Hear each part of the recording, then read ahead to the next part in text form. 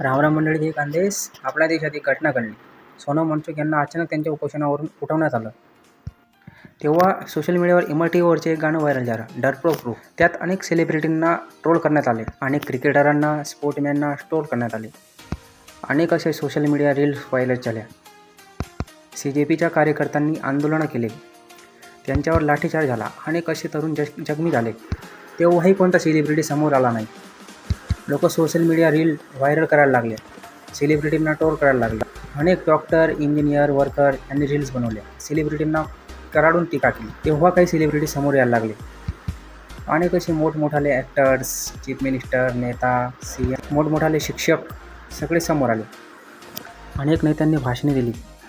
माझे हे म्हणणं आहे, जेव्हा सोनम वांगचुक 20 दिवसापासून उपोषणावर होते, तेव्हा हे सेलिब्रिटी गेले कुठे होते? तेव्हा का नाही समोर आले? तेव्हा का मदतीचा हात पुढे नाही केला? तेव्हा पुढे आले असते तर आज परिस्थिती काही वेगळी राहिली असती. माझा प्रश्न तुम्हाला आहे, ते सेलिब्रिटी सोनम वांगचुकच्या मदतीला आले आहे का मग त्यांना ट्रोल केलं म्हणून आले आहे?